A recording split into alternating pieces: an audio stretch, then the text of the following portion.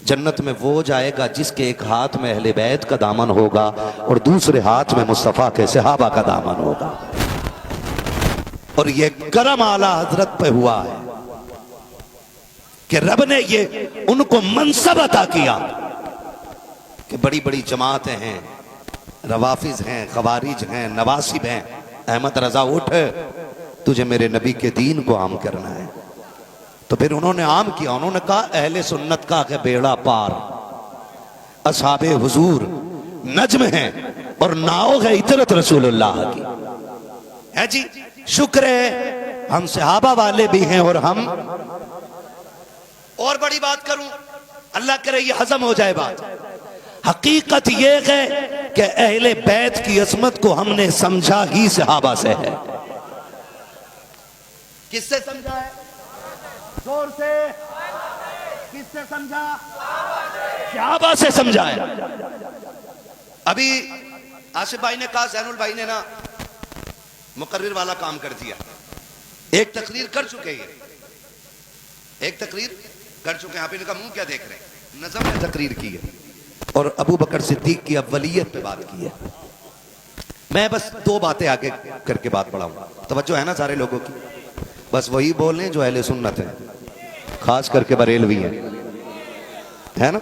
दुनिया को पता लगना चाहिए अली का जिक्र सिर्फ बरेली वाले ही करना जानते हैं।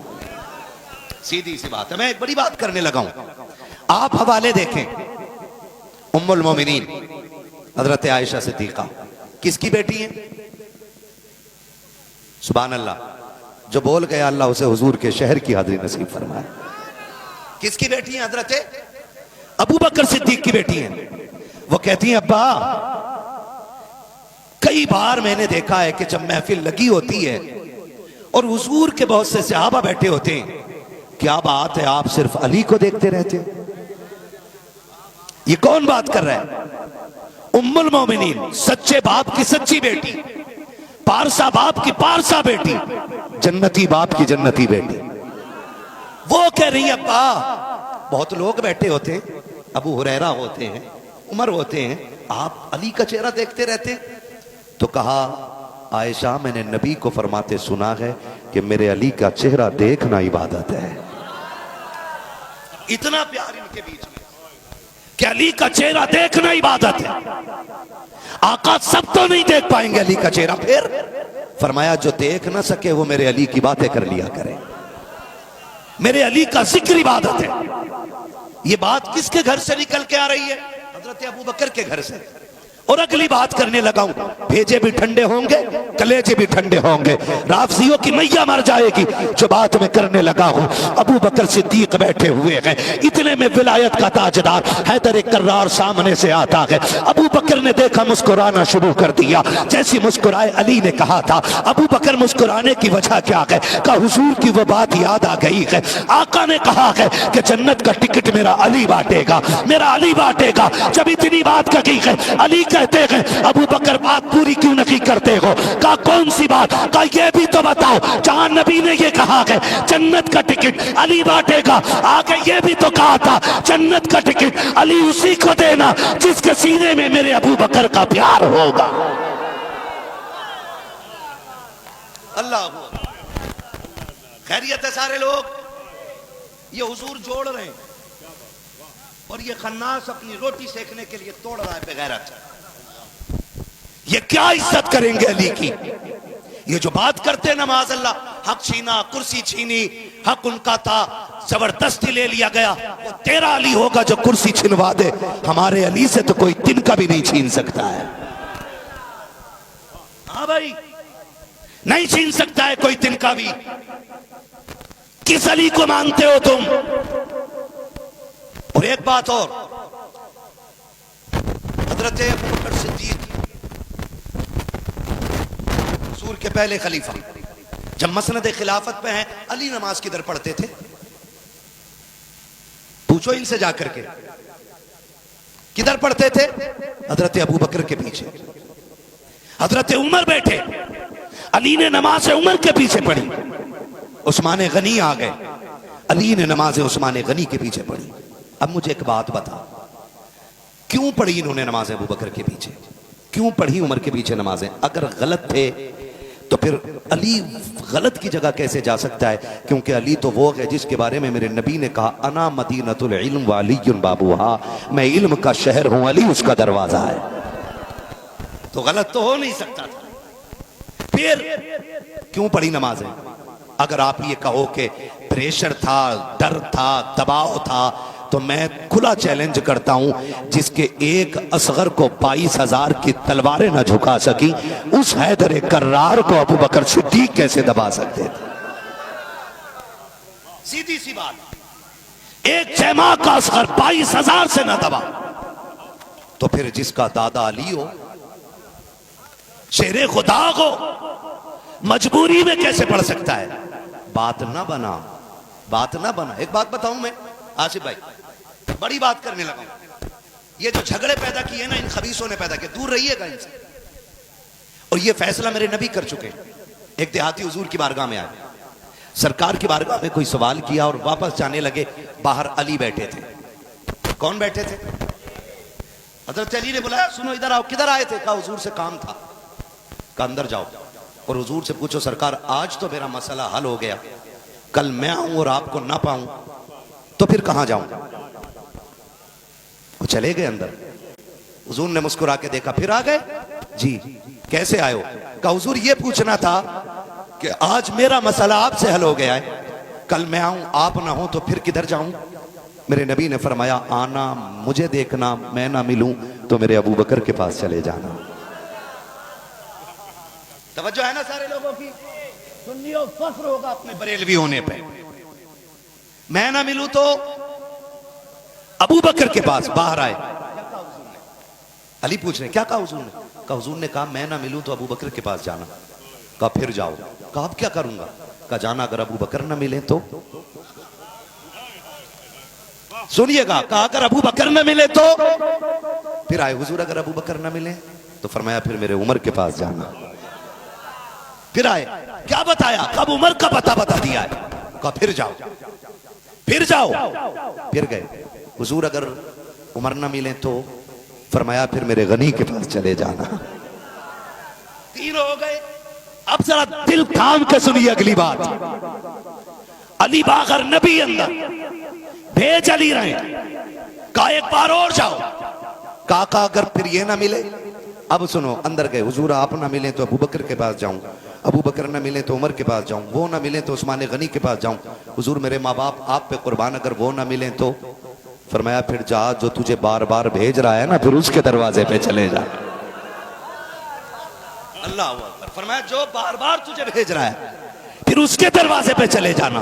ये फैसला तो नबी ने कर दिया है कि उम्मत को पहले अबू बकर के दरवाजे जाना है, फिर उमर की चौखट पे आना, फिर गनी की चौखट पे आना, फिर मौला अली की चौखट पे आना।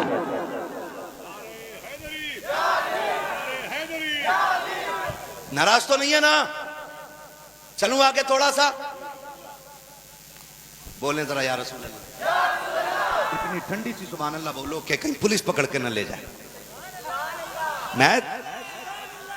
मैं सोच रहा हूं आज आसिफ भाई मुझे कैसे मिल गए यहां। इनका जब भी पता पूछो बगदाद, जब भी देखें बगदाद। तो भाई कभी हमारे घर को भी बगदाद बना दो, है ना? अल्लाह सलामत रखे। यकीन करें बंदे शहर अपने इतना नहीं जाते जितना ये बगदाद शरीफ जाते हैं, है ना? बस ये है कि क्या कहें, जाते हैं वही जिनको सरकार बुलाते हैं। बस ये बात है, इससे ज्यादा कुछ समझ में नहीं आती, है ना? तवज्जो है सारे लोगों की। दूसरे नंबर पे कौन आते हैं? हजरते जिनका अकीदा वही बोले, कच्चे अकीदे वाला ना बोले।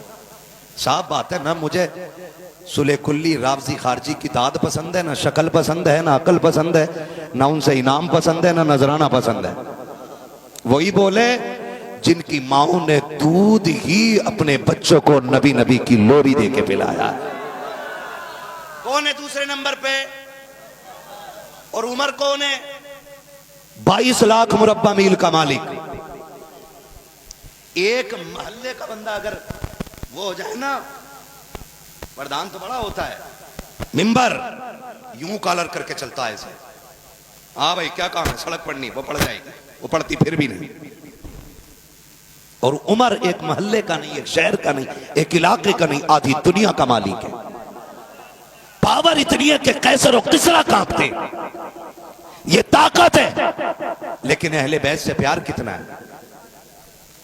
एक सफीर आया, खास गुफ्तगू है, कमरे में बैठे बात चल रही है, लोग बात करते हैं हवाले दो, है ना आसिफ भाई, बड़ा हवाला पूछते। मैं कहता हूं जब तुम्हारे झूठे पीर की तारीफें होती हैं तब हवाले नहीं ढूंढते हो, जब मेरे करबला वाले पीर की बात आती है तो हवाले ढूंढने लग जाते। सीधी सी बात है। सुने, अमीरुल मोमिनीन ने अंदर कमरे में गए और बेटे से कहा खड़े रहना, किसी को अंदर आने ना देना, खास बात कर रहा हूं। अंदर चले गए, थोड़ी देर गुजरी के इमाम हुसैन आ गए। बोलो जरा सुभान अल्लाह यार, इमाम हुसैन आ गए। कौन है अंदर? हजरत अब्दुल्ला इब्न उमर बाहर खड़े। कहा बाबा जान है, आप कैसे आए कि मिलना है? तो इमाम हुसैन ने फरमाया तुम कैसे खड़े हो? कहा मुझे खड़ा किया गया ताकि कोई अंदर ना आए। तो कहने लगे कोई बात नहीं। तो हजरत अब्दुल्ला इब्न उमर ने कहा हुजूर आपके लिए नहीं, आप जब चाहें तब जा सकते हैं, ये पाबंदी दूसरों के लिए, आपके लिए नहीं। तो फिर अली की दरसगाह के तरबियत याफ्ता थे ना, पता था बड़ों का लिहाज क्या होता है। कहने लगे कोई नहीं, अमीरुल मोमिनीन ने खास बात होगी, जब अपने बेटे को बाहर खड़ा किया हुआ, जोहर में मिल लेंगे। ये कह के वापस आ गए। जैसी महफिल खत्म हुई, मीटिंग खत्म हुई, हजरत उमर बाहर निकले। निकल के एक लंबी सी सांस ली और सांस लेके कहा था बेटे कोई आया था? बोलो यार सुभान अल्लाह। मैं कहता हूं आशिकी का अहले बैत का जो सैयद को खुशबू से ना पहचान सके, खुशबू से ना पहचान सके। कोई आया था? जी अब्बा। कौन? हुसैन इब्ने अली आए थे। कहा किस लिए? का मिलना चाहते थे। इतना सुना, कहने लगे रोका क्यों? कहा सरकार मैंने नहीं रोका, वो खुद वापस चले गए, घर नहीं गए, दारुल हुकूमत में नहीं गए, कुर्सी पे नहीं बैठे, दौड़ लगा दी, घर वापस आए हैं। आकर के इमाम अली मकाम के खातून जन्नत के दरवाजे पे दस्तक दी है। अंदर से मेरा इमाम जलवा फरमा होता है दरवाजे पे। हजरत उमर ने गर्दन झुकाई है। कहते हैं शहजादे सुना कि आप मिलने के लिए आए थे। कहा जी आया तो था। कहा कि फिर मिले क्यों नहीं? कहा जोहर में मुलाकात हो जाएगी, ये सोच के चला आया। आप खास मीटिंग में थे। इतना सुना हजरत उमर की आंख में आंसू आ गए। रो के कहा था शहजादे उमर का कोई काम तेरी जात से बड़ा तो नहीं हो सकता है, उमर का कोई काम आपसे बड़ा नहीं हो सकता है। सबके लिए पाबंदी हो सकती है लेकिन अली के लालों के लिए पाबंदी नहीं है। आप आए थे तो अंदर आ जाते। इतना सुना के हजरत इमाम अली मकाम ने कहा था आप रहे अमीरुल मोमिनीन, आपके कंधे पे उम्मत की जिम्मेदारी है। इतना सुना हजरत उमर ने पगड़ी उतारी है, कदमों पे रख के कहा था हुसैन ये ताना ना दे, ये ताना ना दे। उमर आज जो भी बना है ये तेरे नाना के नालैन के सदक़े में बना।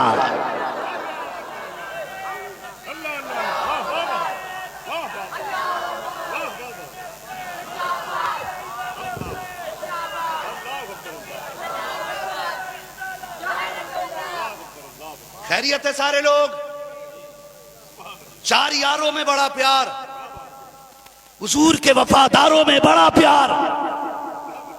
वो जीते ही एक दूसरे के लिए थे, वो मरते भी एक दूसरे के लिए थे। ये तो जाहिलों ने दीवारें खड़ी कर दी। वरना सच बताऊं, तवज्जो करें जरा, अल्लाह करे कि ये बुजुर्गों की जो हाजिरी इन लोगों की हुई है, अल्लाह इनके सदक़े में मेरी हाजिरी कबूल हो जाए। इश्क होता है, इश्क का अपना मयार होता है। इश्क इमाम अहमद रजा की पगड़ी उतरवा के एक डोली उठाने वाले के पैरों में रखवा देता है। हाँ, इसे इश्क कहते हैं, इसे इश्क कहते हैं।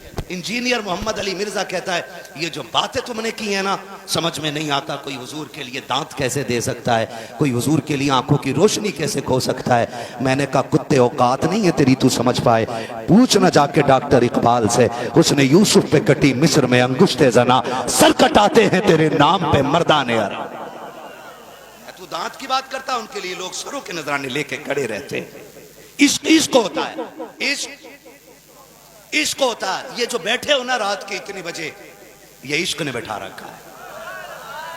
वरना कोई बैंक की लाइन में इतने बजे नहीं लगा जितने बजे हुसैन की महफिल की लाइन में लग गए। और याद रखिएगा आसिफ भाई, एक बात जानता हूं, आप मेरे घर तब आओगे जब मैं बुलाऊंगा। और तब तक बैठेंगे जब तक मैं चाहूंगा। मेरी हवेली में आपकी नहीं चलती तो हुसैन की महफिल में भी किसी के बाप की नहीं चलती है। वो आएगा जिसे हुसैन बुलाएगा, वो इतनी देर बैठेगा जितनी देर खातून जन्नत चाहेंगे। वरना हम तो अजमेर वाले को मानने वाले लोग हैं। वो ऊंटों को बैठा दे तो राजा ना उठा सके। अगर गरीब नवाज के बैठाने में इतनी ताकत है तो करबला वाले के हुक्म में कितनी ताकत है। अपनी अपनी मर्जी की बात है। आसिफ भाई ये बच्चा देखे, खड़ा हो ना मेरे लाल, सफेद कुर्ते वाला बच्चा, खड़ा हो। इसकी उम्र देखें बच्चे की कितनी हो, बोलो। चलो 6 मान लो, है ना जी।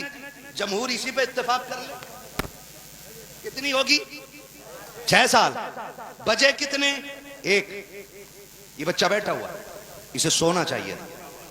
आप इसे इश्क नहीं समझ रहे? ये बिस्तर छोड़ के, एसी छोड़ के जमीन पे बैठा है, जमीन पे बैठा। और ये क्यों बैठा है?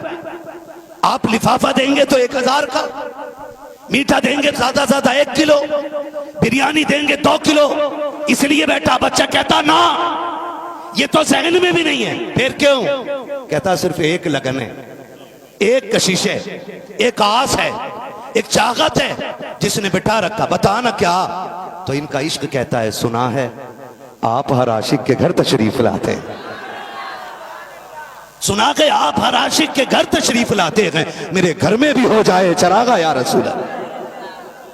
मैं एक बात कहता हूं, जब महफिलें कबूल होना बंद हो जाएं तो महफिलों में बच्चे शामिल कर लिया करो, बच्चे शामिल कर लिया करो। कई बार ऐसा होता है कि हम बच्चों को पीछे फेंक देते हैं जबकि हम नहीं जानते, हो सकता है इन्हीं के कदमों की बरकत से अल्लाह हमारी हाजिरी नसीब कर ले। और हैरत होती कभी कभी, थोड़ा सा ना इधर भी आ जाया करो। सारा मसला जराबा जैदुन में नहीं है, सुन रहे? अब सारा मसला इस बात पे भी नहीं है कि जैद ने अमर को मारा कि अमर ने जैद को मारा। कुछ मसले इश्क में भी है। और सच्ची बताऊं, इल्म ना, मैं जहां तक समझता हूं आसिफ भाई, इल्म बंदे की रहनुमाई करता है वहां तक जहां से खुदा तक पहुंचने के रास्ते आसान होते हैं। ये याद रखिएगा। फिर खुदा तक पहुंचने के लिए ना किसी को बायजीद का दामन थामना पड़ता है, किसी को निजामुद्दीन का दामन थामना पड़ता है। हाँ, कोई चराग तेहलवी बन जाता है, कोई साबिर कलियरी बन जाया करता है। सुने तो ये निस्बतें बड़ी जरूरी होती है, इसमें भी थोड़ा समझा करें बच्चे। मैं आसिफ भाई में एक बात कहता हूं और आपसे भी कहूंगा, खुदारा सुने, आज वक्त है ना आप लोगों के पास, आज मैं बात ही करता रहूंगा। बैठे भी हैं, ये मोहब्बत है इन लोगों की, वरना लोग काम करके निकल लेते। तो मैं सोचता हूं अच्छा ही हुआ चले गए। मैं तो बड़ा खुश होता हूं अगर कोई ना भी हो तो, क्योंकि इबादत करने के लिए ना एक भीड़ की जरूरत नहीं होती, और वो भी ऐसी भीड़ जिसे मतलब ही ना हो। एक बात मैं कहता हूं, ये बात दिल पे लिख लीजिए। हम अक्सर कोशिश करते हैं हम मरे ना, हमारा जनाजा आसिफ भाई पढ़ाएं, ज़ैनुल आबिदीन साहब पढ़ाएं, हम्माद साहब पढ़ाएं, अल्लामा साहब पढ़ाएं, कारी साहब पढ़ाएं। ये नियत करो, अच्छी बात है, लेकिन ये भी कोशिश किया करो हमारे जनाजे में बच्चे भी शामिल हो जाएं। कब्रों पे बड़े बड़े पगड़ी वालों को ला करके पूरी आयतुल कुर्सी पढ़वाते हो, कुरान की तिलावत कराते हो। कभी 4 साल के बच्चे को भी कब्र पे लाओ और उससे कह बेटे सिर्फ बिस्मिल्लाह कह के हाथ उठा दे, और ये जो कब्र में लेटा कह मालिक ये मेरा बाप है, ये मेरा चचा है, ये मेरा भाई है। मैं अल्लाह की इज्जत की कसम खा के कह सकता हूँ, हो सकता है बड़ी बड़ी पगड़ी वाले के हाथ रद्द कर दिए जाएं, लेकिन जब 7 या 4 साल का बच्चा या करीम कह के, रहीम कह के हाथ उठाता है ना, तो अल्लाह फिर उठी झोलियों को खाली नहीं रखा करता है, खाली नहीं रखा करता है। महफिलों फिर मेरे नबी हुजूर का किरदार आप देखें, मैं यही आके थक जाता हूं। जब कहीं बच्चे खेलते होते ना तो नबी अपने काम छोड़ के बच्चों में बैठ जाते। आप सोचें कितना बड़ा काम हुजूर की जिम्मेदारी था। 40 साल की उम्र में ऐलान नबुव्वत किया। कितने साल की उम्र में? जोरे बोले। उसके बाद कितनी ज़ाहिरी हयात पाई हुजूर ने? जोर से बोलो। इस 23 साल के अंदर दुनिया के कोने कोने पे ला इलाहा इल्लल्लाह को पहुंचाना था। इस 23 साल के अंदर जिसमें सहाबा के जख्म भी पहुंचने, यतीमों के दर्द का मरहम भी बनना है, गरीबों का आसरा भी बनना है, घर में अज़वाजे मुतहहरात की जिम्मेदारियां भी है, फिर हसनैन करीमैन की तरबियत भी है, फिर फातिमा को बेटी कह के सीने से लगाना भी है, फिर लोगों के जुल्म और सितम के बाद वक्त निकाल के उम्मत के लिए रो के दुआ भी करनी है। इसी सब में शामिल है। इस सब के होते हुए भी मेरा नबी बच्चों को देखता तो बैठ जाया करता था, और जब तक बैठे रहते तब तक बैठे रहते जब तक बच्चे खेलते रहते। और हुजूर फरमाया करते थे, मुझे बच्चों के काम का 5 काम बड़े प्यारे लगते हैं, और जिन्हें हुजूर ने प्यार किया उनके साथ ही बैठ जाया करो, उनके साथ ही बैठ जाया करो, सलामत रहे। पगड़ी होती है, एक वकार होता है, इज्जत होती है ना। आदमी ना जरा सा मौलवी बन जाए तो फिर वो सैयदों को घास नहीं डालता। लेकिन आज मैं इस पर बात नहीं करूंगा। जिस दिन करूंगा ऐसा ऑपरेशन करूंगा कि 7 पुश्तें कहेंगी कभी सैयदों के खिलाफ ना बोलना। मैं बात करूंगा इस पे आने वाले वक्त में इंशाल्लाह, लेकिन आज बता रहा हूं स्टेटस होता है, लेवल होता है। मुझे एक बात बता दो, हजरत उमर फारूक आजम का लेवल क्या है? लेवल जानते हो? उनका लेवल यह है कि अगर दरियाए नील खुश्क हो जाए, खत लिख दें तो बहने लग जाए, ज्वालामुखी फटे। आज के दौर में हेलीकॉप्टर से तस्वीर लेते हुए बंदा डरता है। उमर अपने कंधे की चादर उतार के कहता है, जाओ ज्वालामुखी को जाके दिखा देना, ठंडा पड़ जाएगा। ये उमर का लेवल है, सलसला है। उमर ठोकर मार दे जमीन थम जाती है, ये उमर का लेवल है। लेकिन सुने, हजरत अब्दुल्लाह इब्न उमर गुजर के जा रहे हैं, हसनैन करीमैन ने देखा गुजर के जा रहे हैं, आवाज दी, सुनो हमारे नाना के नौकर के बेटे, बात सुन। वर्दी में जो टीम होती है वो कौम की जनता की सेवा करने के लिए होती है, लेकिन आप कह के तो देखिए, तो हमारा मुलाजिम है, 2 डंडे फालतू मारता है, जबकि बहुत जल्दी कर जाती है। और हजरत अब्दुल्लाह इब्न उमर से क्या कहा था हजरत हसनैन करीमैन ने, हमारे अब्बा के, हमारे नाना के नौकर के बेटे, बात सुन। आ गए, अदब था, जी बात कही, जाओ। घर आए हजरत उमर के सामने, अब्बा आज अजीब बात हुई है। कहा क्या हो गया? कहा वो जो है ना शहजादे, उन्होंने आज ऐसे ऐसे कहा। हजरत उमर को गुस्सा नहीं आया, तेवर नहीं बदले, कहने लगे क्या कहा तुमने? कहा उन्होंने कहा हमारे नाना के नौकर के बेटे। तो फरमाया लिखवा लाएगा। बेटे ने सोचा शायद लिख कर के बात मजबूत हो जाए। हाँ लाया ना लिखवा के, दौड़ के गए। जो कहा है लिख दोगे?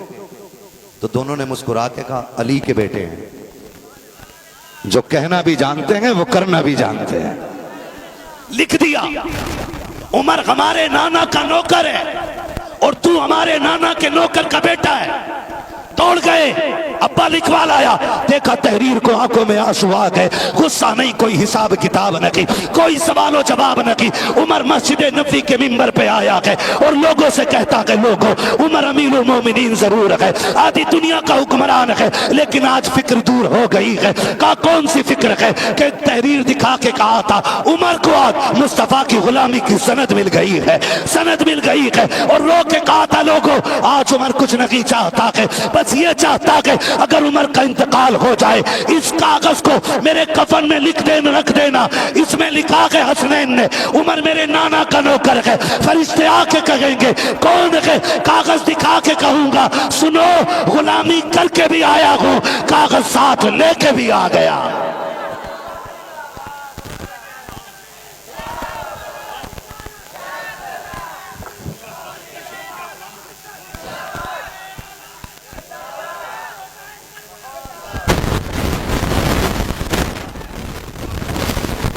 आगे 1 बज गया, घंटा हो गया, चले नहीं हुआ है ना? ठीक है ना? चेहरा सिपाही का देखी, बात मेरी सुनते रहिए। हाँ तवज्जो है ना सारे लोग? सुने, मुझे चेहरे पे एक बात याद आ गई और बड़ी मजबूत बात। अल्लाह करे ये हजम हो जाए। होती नहीं ना लोगों को, जब अपने खिलाफ बात होती है तो फिर हवाला मांगते, खुद तो पढ़ते नहीं गधे। पढ़ा पढ़ाया सारा पूछ लो, कुछ किताबें खोल, कुछ पलट, कुछ देख अल्लाह के बंदे। जब हज़रत अबू बकर सिद्दीक ने पहला खुतबा दिया था ना हुजूर के बाद, पहला खुतबा, तो आपने खुतबा देने से पहले फरमाया हसन हुसैन को बुला लाओ।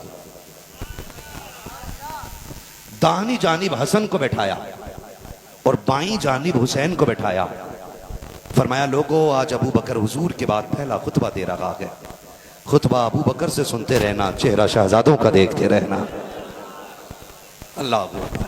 ये प्यार है, ये इज्जत है, तवज्जो है ना, ये स्टेटस है। अब ये तेरा करम है आका कि बना लिया है अपना, कहां मुझसे ये कमीना कहां सिलसिला तुम्हारा। यकीन करें मेरे पास सरकारे बगदाद की बारगाह के बहुत सारे तबर्रुकात हैं और इत्तेफाक ये है कि वो सारे तबर्रुकात मुझे आसिफ भाई से मिले हैं। हाँ, ये मकबूल बारगाह हैं सरकारे गौसे पाक की। यकीनन आज बेशुमार सीनों के अंदर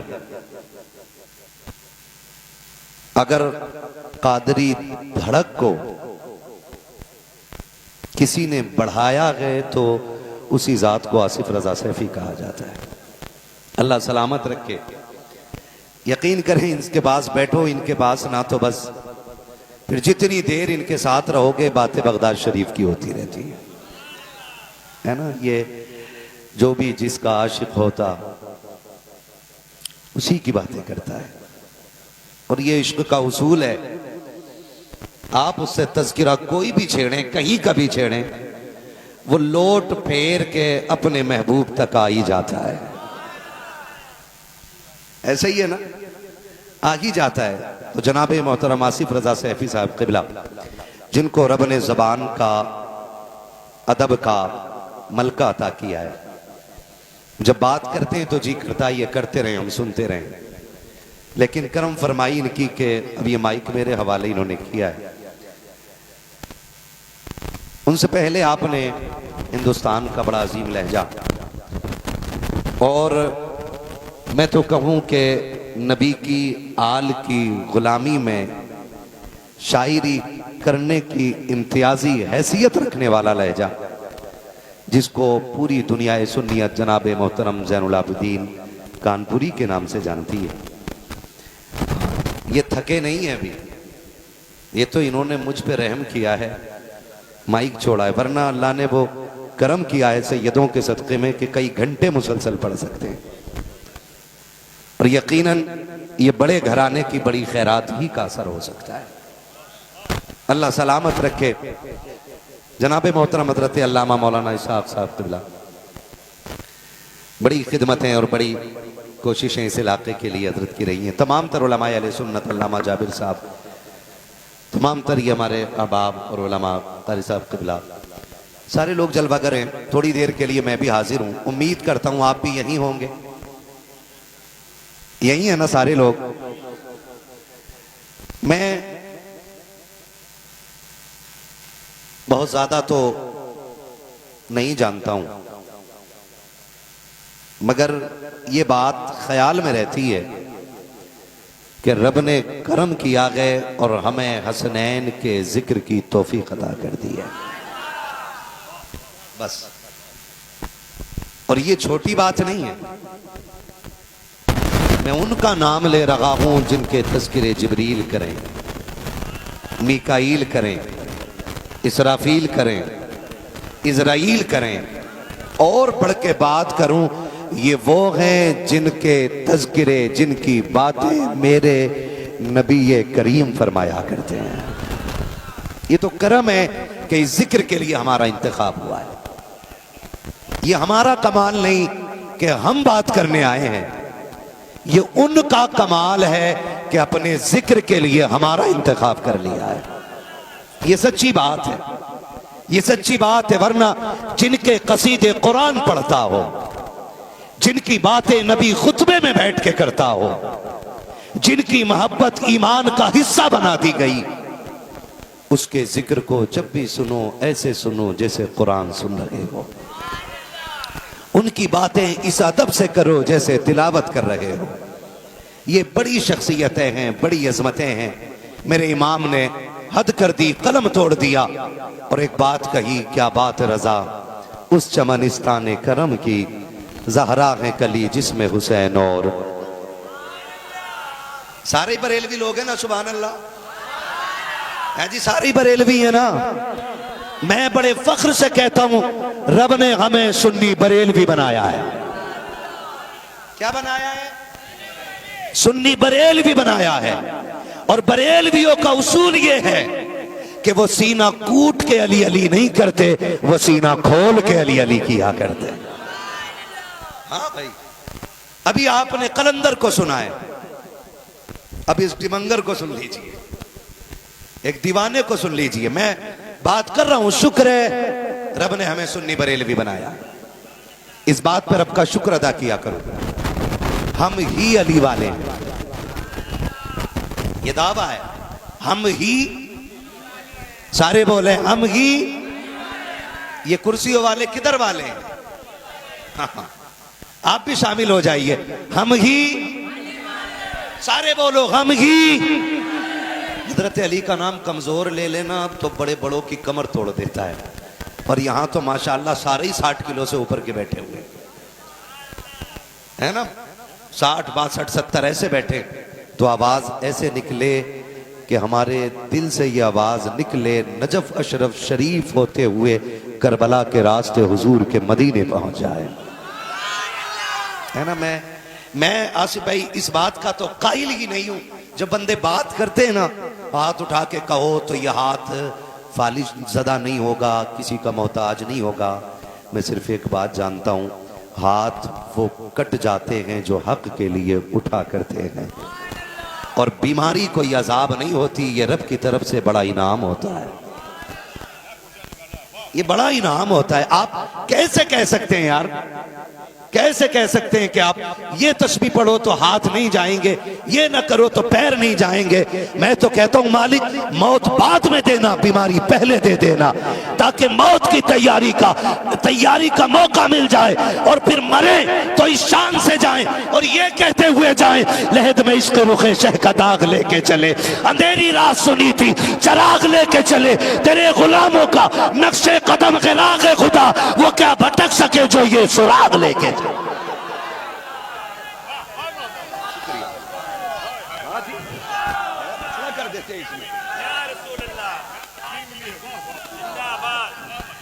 शुक्रिया, तवज्जो है ना। ओ भाई, किसी को बीमारी लग जाए ना, नाराज ना हुआ करो। अगर तुम सेहत याबी में एक सजदा करते हो ना, तो बीमारी में शुक्र के 2 सजदे करना शुरू कर दो, और कहो मालिक हम तेरे ही बंदे हैं, हम तेरी नेमतों पे इतने राजी थे कि एक सजदा कर पाए, अब तेरी तरफ से ये जो इनाम मिला है ना बीमारी का, मौला इस पे 2 सजदे करते हैं, इस पे 2 सजदे करते हैं। मैं रब की इज्जत की कसम उठा के कह सकता हूं, 70 माएं लाल से उतना प्यार नहीं करती जितना रब अपने बंदों से प्यार करता है। ये सच्ची बात है, 70 माएं अपने बेटों से उतना प्यार नहीं कर सकती जितना रब अपने बंदों से प्यार करता है। तो आजमाइशें, बीमारियां, मुश्किलें उनके लिए नहीं होती कि जो रब से दूर होते हैं, बल्कि ये उनके लिए होती हैं जो रब के करीब होते हैं, है ना जी, जो रब के करीब होते हैं। मैं कभी सोचता हूं, और जब ये बात कही जाती है तो मैं सोचता हूं, इमाम बुसीरी, कसीदा बुर्दा शरीफ लिखने वाली जात, जो लिखे तो हुजूर तशरीफ लाए। और एक बात और कह दूं, थोड़ा अकीदा मजबूत रखिए। हम जो कहते हैं ना कि वो आएंगे मदीने से, तू घर से चल के आ, तो मेरी समझ में ये बात नहीं आती, हम होते कौन है प्रेशर डालने वाले?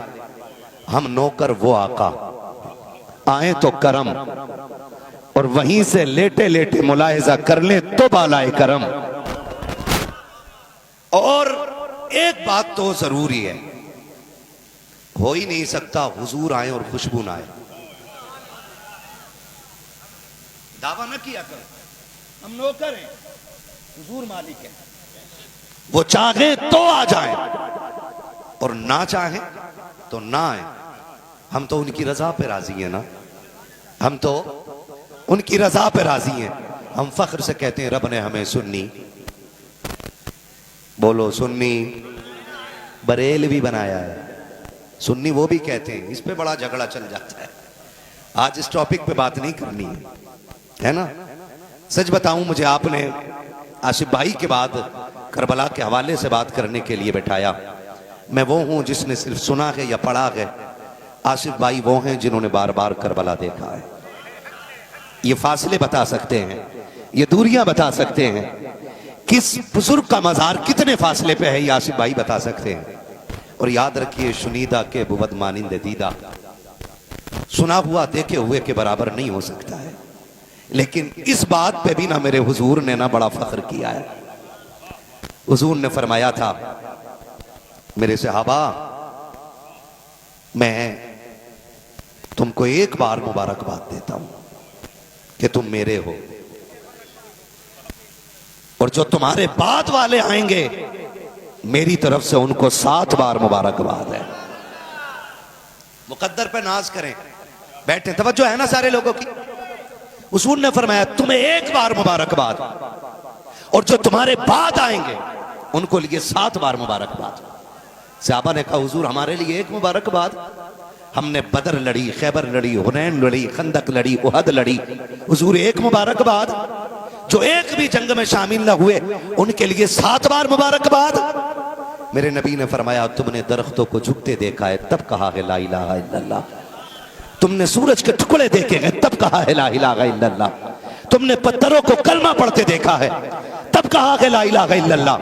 उन्हें 7 बार मुबारकबाद पेश न करूं जिन्होंने एक बार भी नहीं देखा होगा, फिर भी बगैर देखे ये कहेंगे जमीनो जमा तुम्हारे लिए, मकीनो मका तुम्हारे लिए, चुनीनो चुना तुम्हारे लिए, दगन में जबान तुम्हारे लिए, बदन में गिजा तुम्हारे लिए। आका हम आए यहाँ तुम्हारे लिए, उठे भी वहां तुम्हारे लिए। हाँ जी, शुक्रिया।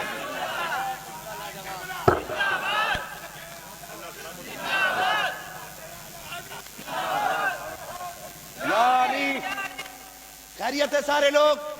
और बरेलवियों की खासियत बताऊं,